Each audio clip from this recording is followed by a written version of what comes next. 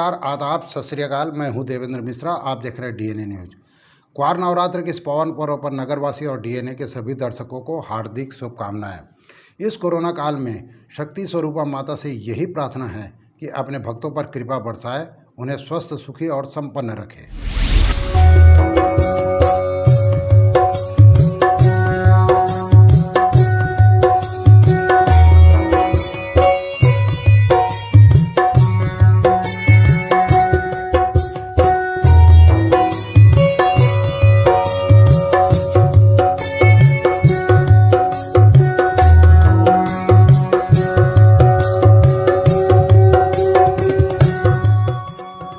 चित्तोत्पला महानदी तथा सप्त ऋषियों की तपोभूमि के घने जंगलों के प्रवेश द्वार पर स्थित धर्मनगरी धमतरी की ख्याति स्वयंभू प्रकट आराध्य देवी मां बिलाई माता के कारण है, जिस पर देश विदेश के आस्थावानों की अगाध श्रद्धा और समर्पण है।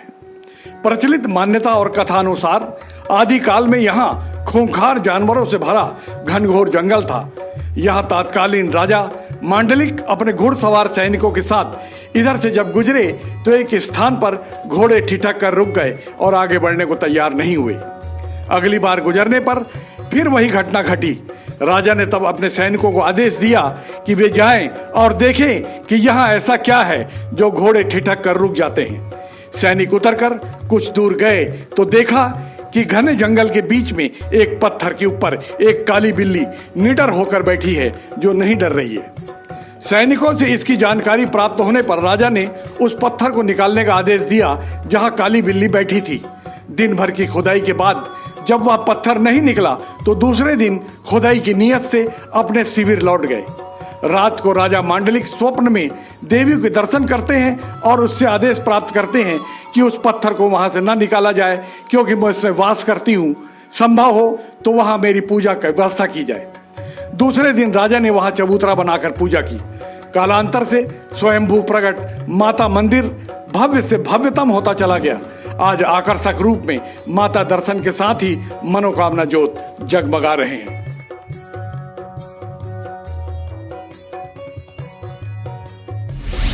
500 साल पहले यहाँ पे वाजी में दियाबान जंगल था। यहाँ पे के नरहरदेव महाराज के कुछ सैनिक इस जंगल में घूमने आए थे, तो उनको मतलब एक चीज़ ऐसा दिखा ये रास्ता के लिए कि एक पत्थर नुमा दिखा। उसके बाद वो लोग उसको देखे, उसके बाद बताया वहाँ पे जाके मतलब नरहरदेव महाराज जी को यहाँ पे कैसा है, यहाँ पे ऐसे ऐसे है। तो नरहरदेव महाराज स्वयं आए।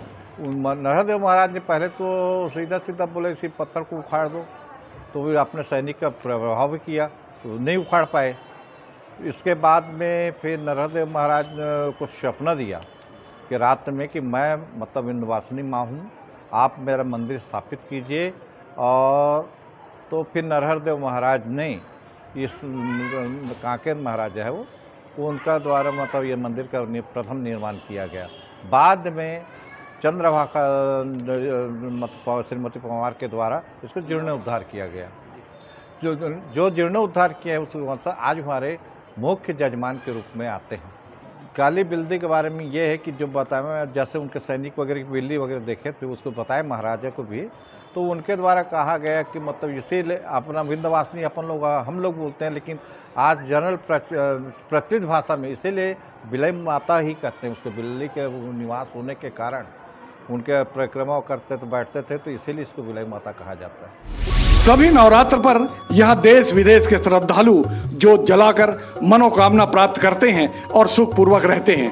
मंदिर परिसर में स्थित पुरातन बावली के पवित्र जल से दैहिक रोग और पीड़ा भी समाप्त होती थी, जो प्रतीकात्मक रूप में आज भी मौजूद है। हर नवरात्र पर मंदिर में जलते हजारों मनोकामना ज्योतों की संख्या बताती है कि जिले, प्रदेश, देश और विदेश में भी बिलाई माता के भक्त निवास करते हैं। श्रद्धालुओं के तन, मन और धन सेवा का ही यह सुफल है कि मंदिर भव्य से भव्यतम होता चला गया और आज पूरे प्रदेश में अपनी आभा बिखेर रहा है। ये माँ विंध्यवासिनी इस अंचल की आराध्य देवी हैं और इसका अगर आपको अनुभव लेना है तो इस नवरात्रि में किसी भी दिन जाके आप मंदिर में आप दर्शन करिए।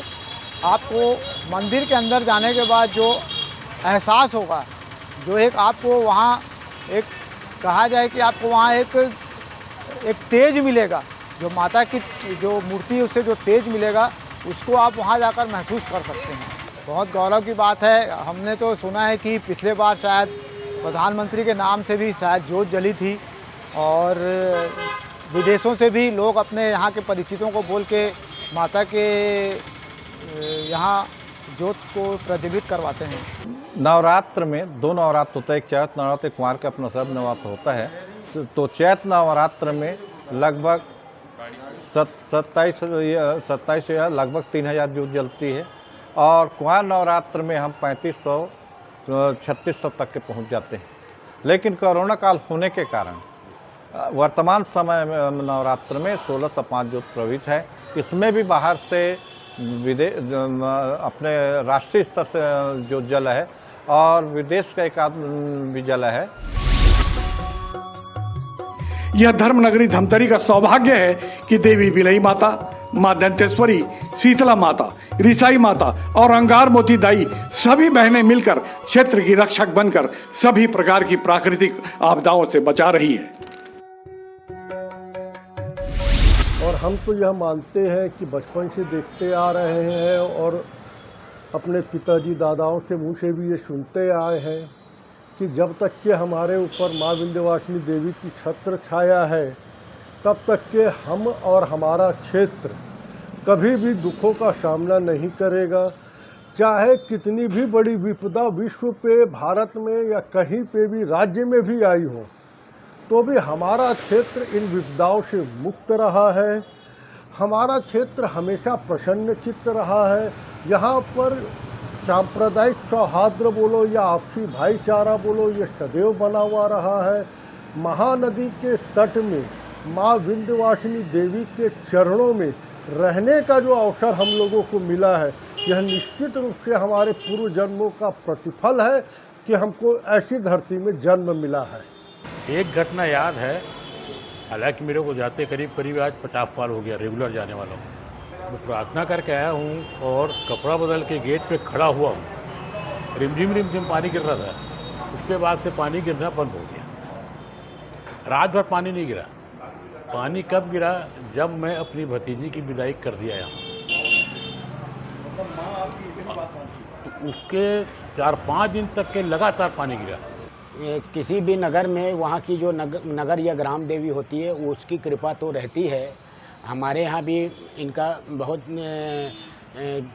सिद्धिदायक मंदिर है वो, तो उसकी महिमा तो है। यह देवी बिलाई माता की ही कृपा दृष्टि है कि क्षेत्र धन धान्य से पूरित होकर धान का कटोरा कहलाता है। यह 100 वर्ष पूर्व आई महामारी हो, 62 का अकाल हो या 84 का दंगा, बिलाई माता ने क्षेत्र का सामाजिक सद्भाव और सौहार्द कभी बिगड़ने नहीं दिया। हर संकट काल में माता क्षेत्र की ढाल बनकर रक्षा करती रही। प्रतिदिन के दर्शनार्थी और बिलाई माता पर अगाध श्रद्धा रखने वाले श्रद्धालु बताते हैं कि मंदिर में प्रवेश करते ही माता रानी की कृपा दृष्टि बरसती है। मंदिर में एक दिव्य शांति का अनुभव होता है जिसे शब्दों में व्यक्त नहीं किया जा सकता। माँ की मूर्ति के शांति का कोई अनुभव बताया नहीं जा सकता। ये तो अपना खुद का एक इसको बोला नहीं जा सकता। ये आप बोलते ना कि अंतरात्मा की खुद की वो है, तो उसको नहीं कहा जा सकता। जैसे माता तो हमेशा संकटों को हरती है और यही कामना है कि इस साल भी मतलब जो सारी दुनिया में जो फैला हुआ है ना, वो भी माता रानी की कृपा से जल्दी ख़त्म हो जाए।